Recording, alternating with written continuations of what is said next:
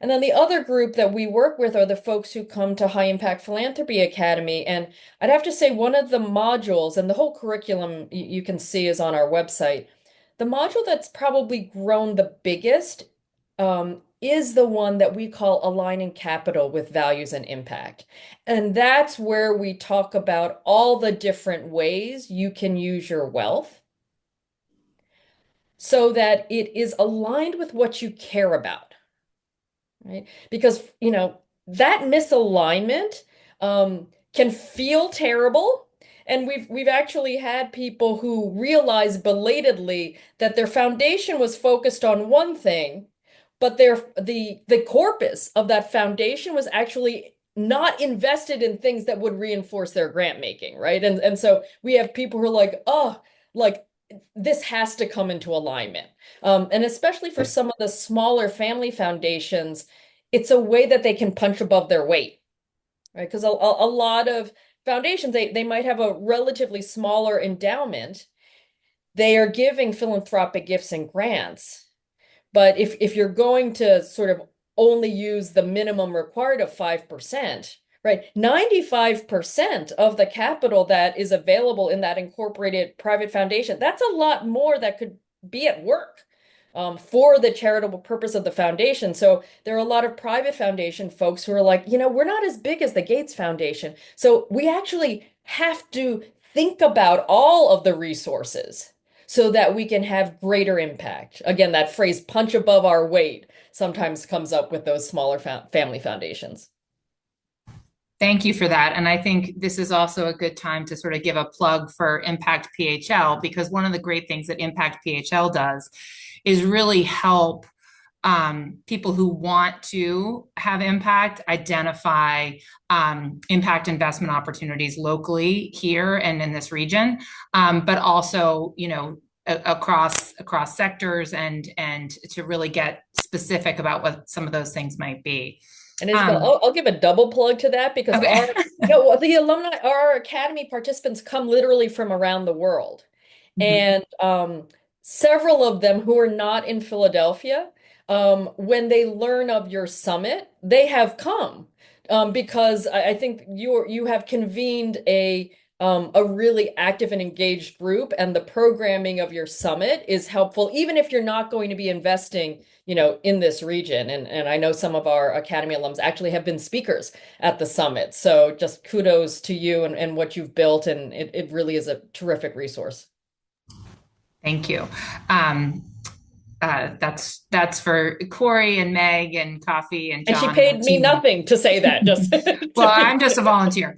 But so let's get back to, so you did a really great job describing how people, can change their mindset, align their values. But when philanthropists or investors are evaluating opportunities, obviously, if you're evaluating an investment opportunity, you're going to look at the return, the financial return. But how do you think about, and how do you advise people to start thinking about how to measure social return, Mhm, and how to sort of, from a metrics perspective, kind of balance the two? mhm, mhm. So, I mean, it is impossible to measure impact, social impact, unless there's clarity on what that social impact goal is, right? Because there's unlike money, that is literally a unit, um, there are different ways to measure impact if the intention is to reduce homelessness versus if the intention is to reduce economic precarity of families who are barely like making it through the week. So there's if you care about social impact, you need to know number one, there is not one metric.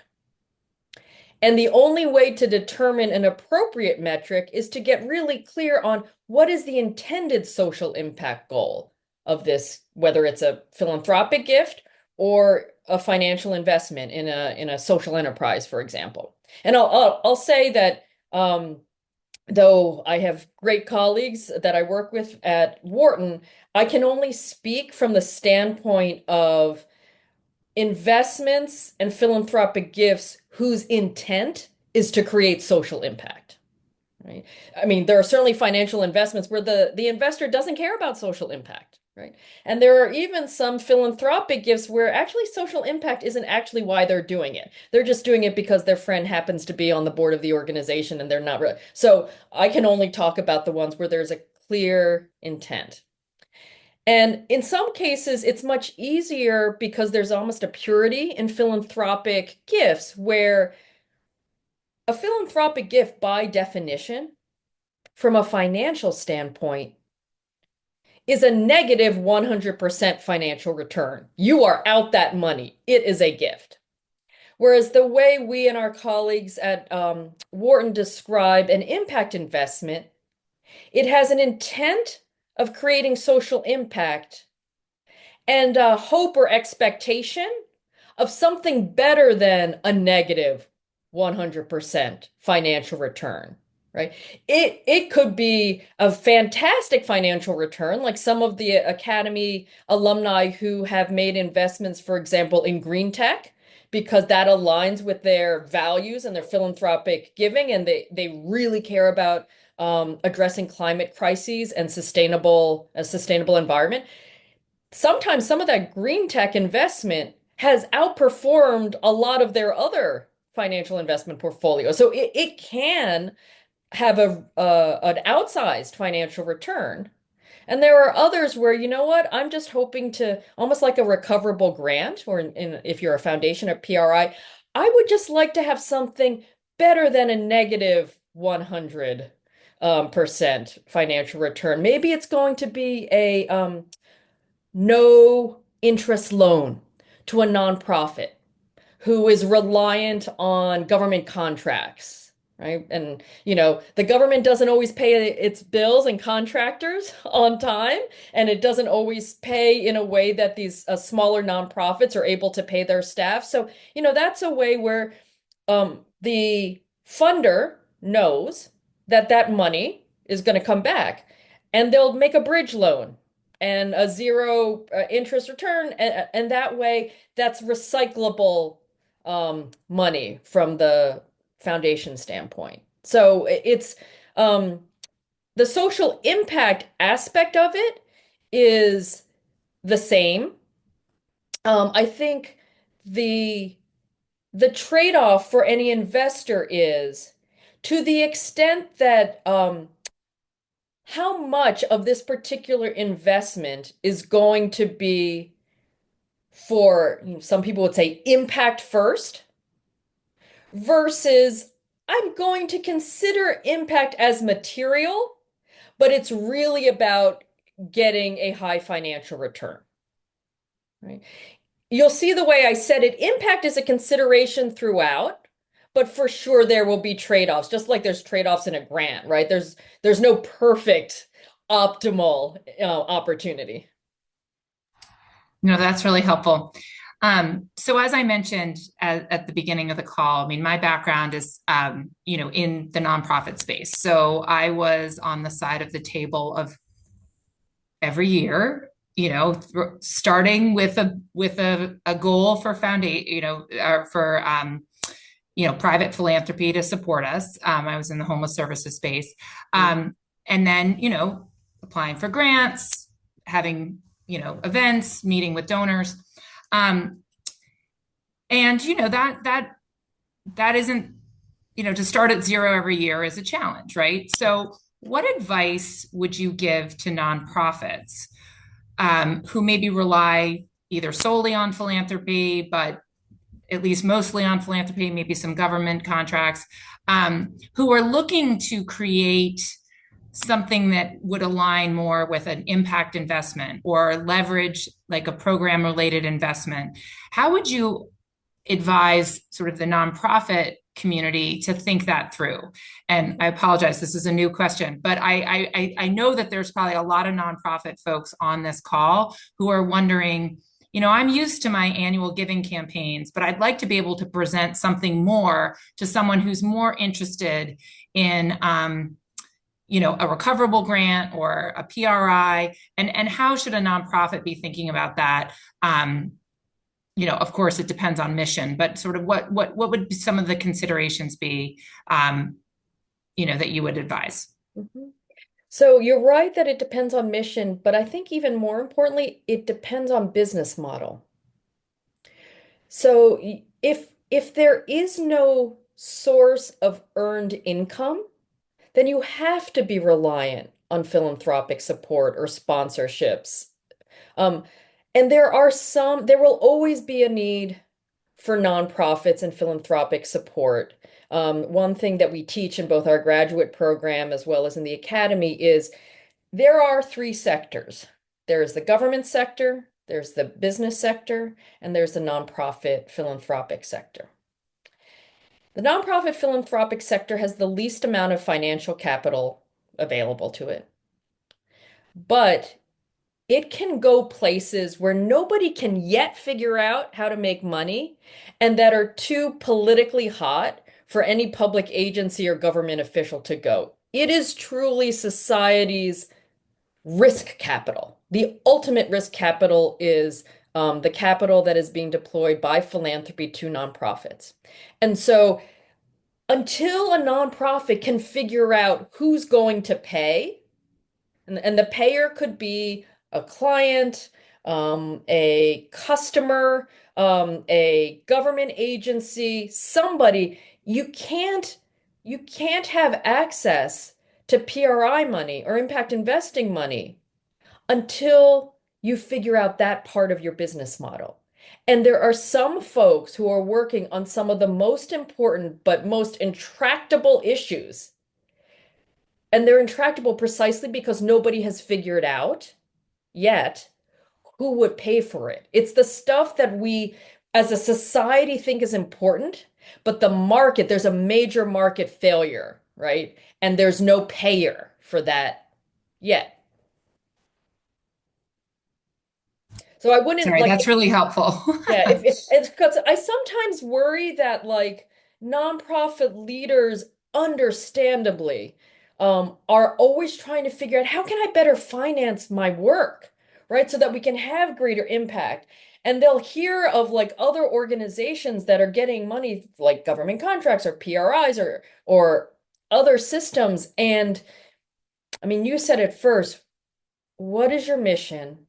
And can you come up with a business model that there is a payer for a service that advances your mission? If you can't, that's actually not necessarily your fault. It's that you are likely working on an issue that's and serving a client base that is still representing a market failure. Like we haven't identified it yet. And I always say yet because I think there's always room for innovation, right? It doesn't necessarily have to be a permanent situation, but um, there are a lot of issues right now that are still really tough and people don't value it enough that there will be a payer. Well, and I really appreciate that because yes, I think, nonprofits are figuring out, how can you evolve a business model to have that ability to pay someone back, right? But then I think what you're also saying is that we collectively need to appreciate that there is a role for philanthropy with some of these really challenging problems. Yeah. And that is not, even though the trends are looking to do more around aligning with investment and new vehicles, there is still a role for philanthropy that is very important. There Um, will always be a role because unfortunately the challenges that philanthropy addresses have been with us for a long time, right? yeah. So yeah. No, that's great. Well, so I'd like to ask you, you've already provided some examples, but if you could, give us a targeted example of an individual family or foundation that has really kind of moved the needle on aligning their philanthropy with their impact investment strategy and really kind of just a short version of how they're doing it. Sure. Well, I think she may actually be known to some of the folks on the call because she's an early alumna of our High Impact Philanthropy Academy, and I believe has been a speaker at your summit. A woman named Ruth Shaber, who OBGYN by training. very committed to um, reproductive health, gender equity, and reproductive health. And when I first met her and she was participating in the academy, it came after a recognition that um, the grants that that the foundation that she founded were giving were all supporting things like increased access to contraception. And she and others, so she, we all benefit from having kind of a community of practice peers to learn from. And a member of that group uh had mentioned the fact that she also cared about reproductive health and then learned belatedly that after instructing her asset managers to invest in socially responsible investments for her foundation, they use something that is a very common and across lots of different social impacts, a screen called the Archbishop screen. It screens out for companies that use child labor. It screens for things that might, harm the environment. But because it's the Archbishop screen, it also screens out companies that are involved in many contraception product.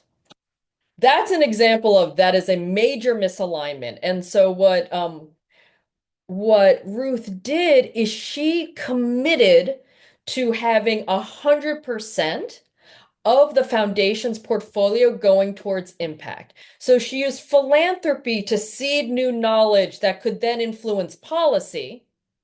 But then she used some of the corpus to do things like fund one of the first over-the-counter pill companies, contraception pill companies, which are now like, online.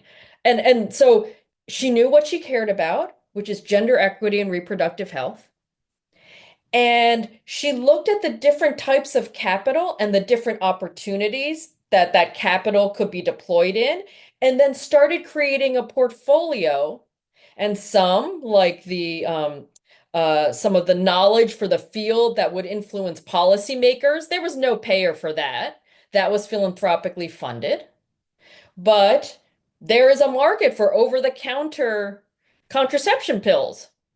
That was an investment where she was hoping that, and expecting some financial return. But I always use Ruth as an example because, and actually she has a fantastic book now, The XX Edge, which sort of details some of what she's learned from some of the people who, like her, are sort of 100% committed to impact. No, that's a really great concrete story. So you've been at the center now for 17 years, and you referenced that, there's so many changes going on, sort of generational changes in terms of, Yeah. just people who are either coming into wealth or building wealth already have a mindset that's different. There's obviously so many different variables kind of affecting our social fabric that need to be addressed. Different vehicles around investment and being created all the time. So what's next for the center, and what's on your mind as sort of the next frontier of what you want to work on? So, well, Penn had a big announcement yesterday, which is that thanks to the Wheeler family, the University of Pennsylvania is going to have the first ever chaired professorship with a joint appointment at the School of Social Policy, the School of Social Policy and Practice, which is focused on social impact and social innovation and social justice, and an appointment at the Wharton School. So to me, um, that is institutionalizing Mhm. the perspective that I described started the center, which is it's not about nonprofits have to be more like businesses. This is about how can all sectors create a better world for all of us to enjoy and thrive. And there is no other faculty that is going to, in any university in any part of the world, that will intentionally be bringing those two lenses together of social innovation and business, and literally be appointed into schools. So um, I wish that person had been found 17 years ago, so I could have a colleague already there, but I'm very excited about that. That gets into the category of like wanting to continue advancing the field. Um, the other is so one issue area that our team, we've tackled a ton of cause areas, but one that we haven't yet in any deep way is the environment and climate crises. And that is affecting every other social impact, right? People who made their livelihoods around bays and oceans can't. So there's an economic impact. For sure, a housing impact as places that used to be inhabitable aren't. There's even in Philadelphia, how many school days have our children missed because our schools were built in an era where we didn't need air conditioning, where asphalt, we didn't have to worry about asphalt being too hot it's affecting education. So for that is an area that we are launching a multi-year initiative on, and we've already convened a group of faculty from 7 of Penn's 10 schools, sort of the theme of solutions have to be multidisciplinary. But we're going to be tackling how can philanthropy and other private actors, like impact investors, better address the environment and climate crises. And then the third thing is we have a birthday in 2026. The Center for High Impact Philanthropy turns 20.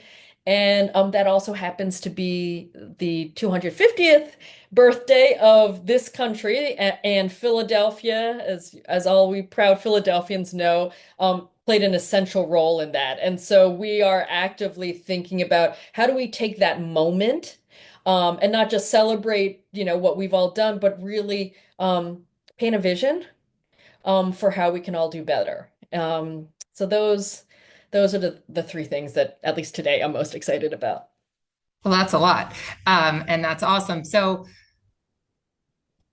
this is sort of related to two of the pieces that you just mentioned. So you mentioned this huge challenge of climate change and how philanthropy and the private sector can come together. But there's obviously a big role for the government to play, Mhm. um, you Mhm. know, globally, locally, and everything in between.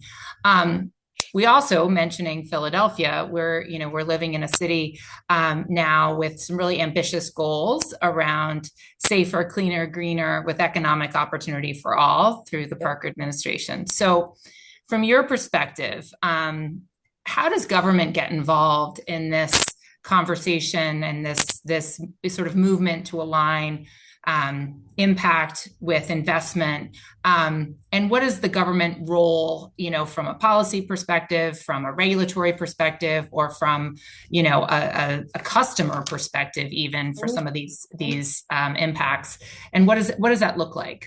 Mhm.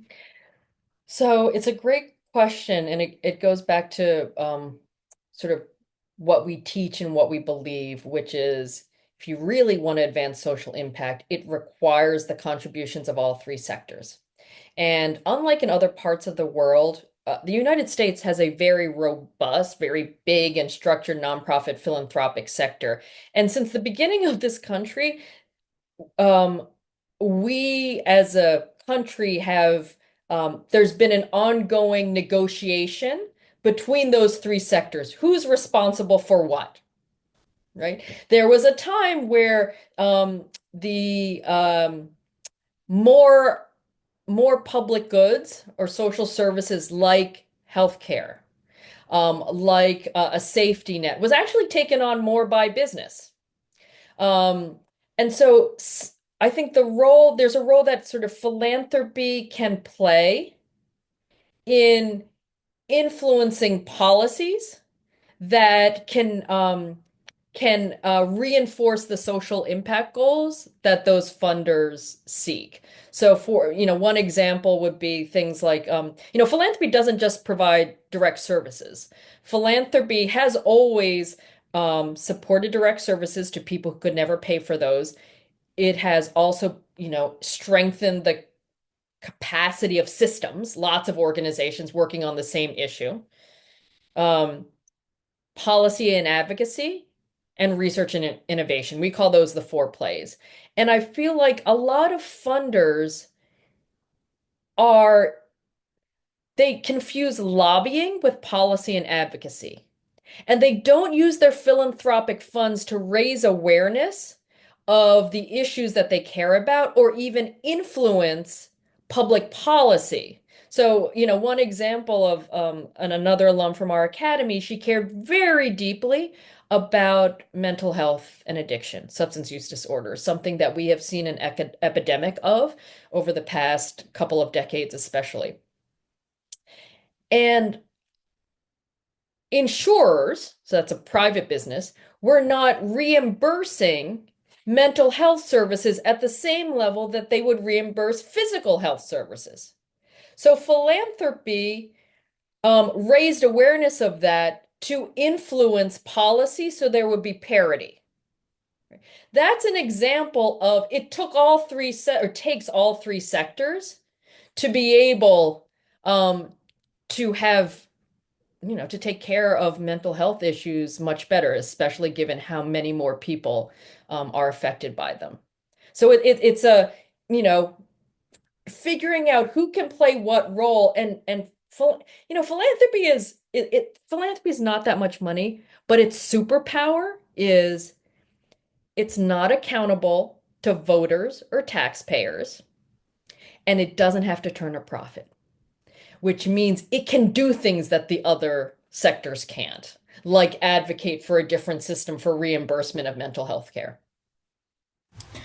So it sounds like one of the superpowers that you have through the Center for High Impact Philanthropy is sort of convening these players, through the professorship you were just, what you were talking about through the academy, and also, again, raising awareness about how different people can get involved with different vehicles, for impact and through their own wealth and capacity. So, with that said, I want to provide a forum for others to ask questions. So, we already have some in the chat. So, please start adding yours. And I'm just going to start with one that actually does sort of relate to this question on regulation and sort of the government role. And the question is, why isn't there a fiduciary duty requirement for money that has gotten a tax break and is designated for charitable purposes to invest those assets alignment with philanthropic missions of those funds? So I Aha. think, you understand the question. Yeah, so I'm going to play it back just to make sure I understand the question. Okay. So it sounds like what the questioner would love to see is that if you have like a philanthropic institution like a foundation, why isn't it required? You get the charitable incorporation. Why isn't it required that you invest in ways that are aligned with the charitable purpose of the foundation? Yep. That is a great question, and that is where I feel like that's a perfect example of where policy and advocacy investments need to be made. Because a lot of, some of it is you've got competing narratives. You've got the one narrative, which the questioner is, it's like, shouldn't there be alignment? You got a tax break at the point that you endowed that foundation, and that's you got that tax break because of the charitable purpose. Shouldn't everything be aligned? That's one narrative or one thesis. The other one is no, no, no. See, this is going to be a charitable institution, and the best way to ensure the resources are there is to free up the investment of the endowment to make as much money as possible. Now, there was a time when it was much more difficult to find investments that considered social impact. So I feel like the there's both a policy advocacy play to raise the question, why is this? Shouldn't it be different? But there's also some work to make sure that there are sufficient sources of um, investment opportunities that we aren't that we are able for those foundations who are really committed to an issue across generations, want to see that endowment grow so that they can keep focusing on it, that they have enough investment opportunities aligned with that and with a financial return that would allow for that continuity. Great question. And I think some of it is a policy and advocacy plate that philanthropy can fund. And some of it is how do we mature the impact investing space sufficiently so that you don't have that trade-off? Yeah, no, that's really great. Well, and the next question is similar, related to our region. And, the question is, what would it take for a region like Philadelphia to have 100% of their philanthropic assets aligned with the mission of those assets? So, you know, I will add a little piece to that, which would be, how would you rate the Philadelphia region compared to other communities as far as aligning philanthropic assets with the missions of trying to have social impact? Yeah. So, unfortunately, I've never done a comparative analysis of that, so I can't really say with any kind of facts. Um, so Philadelphia has an interesting and sort of distinctive landscape when it comes to philanthropy and impact investing. It has some old wealth, but it doesn't have as many as some other cities. Um, uh, Businesses that are generating a lot of new wealth. Okay. And that is a source of philanthropy. So at the same time, it is a diverse community with a very high poverty rate. So you have those needs.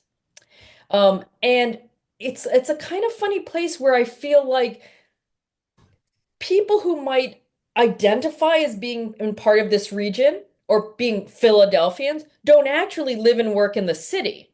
So that Mhm. means their knowledge and taxes don't necessarily go to where the need is. So I think those are some of the challenges that Philadelphia has, and other cities, just because of their demographics and their makeup, don't have quite the same issue.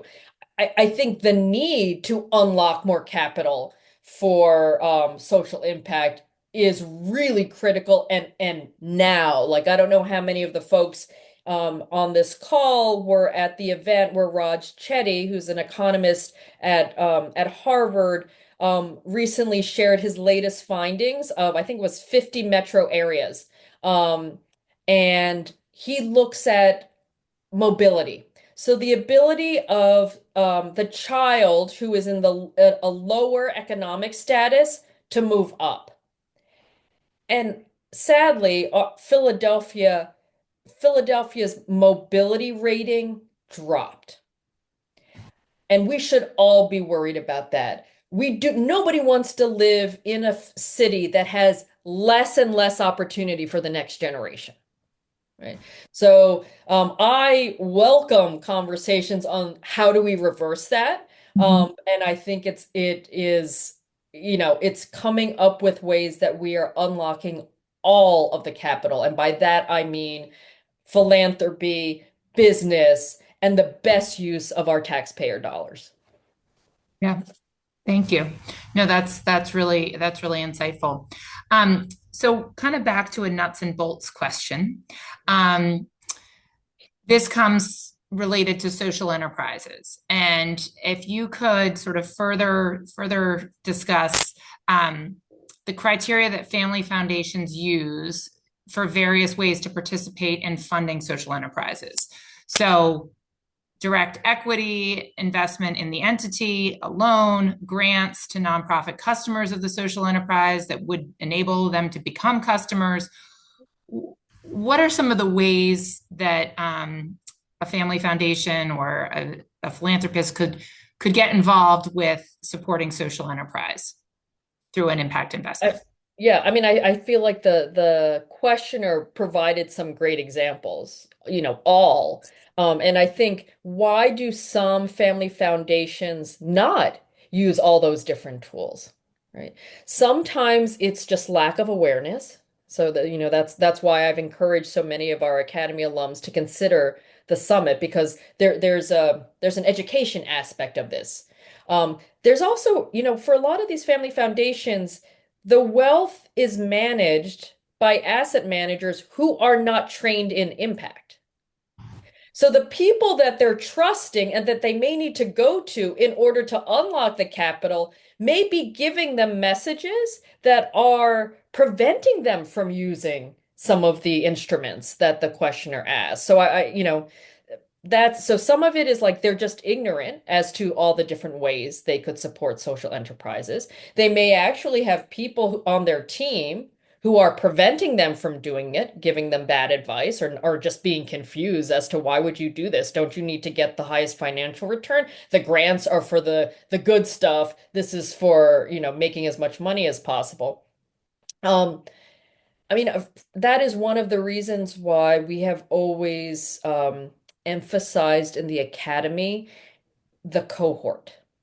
Mm, Um, because one of the ways that, um, hopefully all of our instructors are providing really good case studies and materials, but there's nothing like having a community of practice to check in with and say, hey, I want to do more of this. How did you start? What were some of the challenges you faced? Hey, you know what? My investment committee is telling me I can't do this, and here's their argument. Do you have a counter argument? Right? There's nothing quite like peers, like learning with each other, sharing tips to overcome some of the obstacles, they're real obstacles that people face. yeah, so along those lines, and I'm guessing that a lot of people are going to be, your website might crash this afternoon with all the traffic. But obviously the academy offers a really great, robust education. But what are some of the things that you do, through your work that are maybe, ways to convene people who can share what they're doing, or things outside of Center for High Impact Philanthropy that you would recommend for people who do want to have that kind of shared learning experience, that ability to communicate. Are there other ways that people can get involved, short of signing up for the academy? Absolutely. That is, we know that the academy is not for everybody. That's why we produce and update our annual toolkit each year. That's where I would go because that toolkit is just filled with ideas and resources. We curate the resources, so we stand by them as helpful, but they're not ours. And actually, this is a bit of a preview of the 2025 one, but in there'll be a section um, that is focused on collective giving. And collective giving is really all about, it's sort of like the cohort model. These are opportunities to um, learn from, make decisions with, share resources with a community of that are peer-like in some way. And there are databases of these groups. Some of them are more explicitly focused on both philanthropy and impact investing. There's a great group called Philanthropy Together that has free toolkits on how to start one, right? So actually one of our Academy alums, when she learned about, she had only been giving out philanthropic gifts and grants. It was only when she came to the Academy that she was like, oh yes, this is silly. Why are we not thinking about investments? And she is now in a small investment group of women. I don't know if when she sort of raised her hand, people said, "Oh, join our group," or if she created it herself.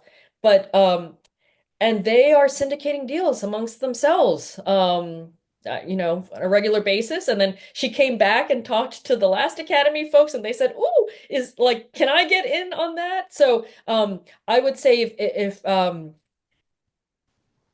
check out our toolkit. It will be available for free in January. If anybody wants a sneak peek, maybe let Impact PHL know, and we are happy to add anybody who's on this webinar to the listserv, because we give that sneak peek to the listserv before the end of the year. Thank you. That's a generous offer. So we're getting close to our time, and it's flown by. But I see a couple more questions here. So, and I think that this is a very relevant one. So, in thinking about, part of this is changing mindset and getting people to think differently. Do you envision a different message to philanthropists in our current political and economic climate? Um, and the backup to this is for those who save money for a rainy day, it is rainy. Yeah, yeah, yeah, So yeah, many of us are yeah. proponents of value aligned investment. Is it time to change the 5% norm? Hmm. Hmm. Um, so I'll start with the first one. We are in a documented, hyper-polarized political environment. There's actually a free resource, again, on our website called We the People. How can philanthropy strengthen democracy? And so we looked at all these frameworks, and by every index, and it's not just the United States, sort of faith in democratic institutions has decreased. So it has implications for funders in two ways. One is that if you are choosing a policy or advocacy play, the playbook of what worked in the past is not working in a hyper-polarized environment. That has led some people to invest more in, again, this is like a sneak peek of what's going to be in the 2025 guide, into efforts that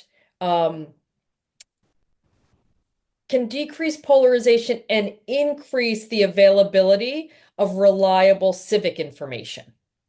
Right? And this is another example of how like we are where we are because of things that happen in government, things that happen in the nonprofit sector, and things that happen in the business sector. It is very easy to be polarized when we're all in our echo chambers of getting different news and information filtered by commercial interests that whose algorithms are sort of trying to get us all excited. And so some of the philanthropists that we have talked to are now looking at, okay, what do we know about building movements? What do we know about changing public narrative? What do we know about reseeding local news and information? Because here's one thing, we are less polarized the more local we get, right? So conversations with your neighbors, even if you don't agree with them, they tend to temper polarization. So that's the sort of some ideas, I guess, around the question about that. And then there was another one about, oh, the norm of 5%. Mhm. I think people forget it's a minimum, not a maximum, right? And Mhm. so I think there are reasons to draw down, and there are reasons to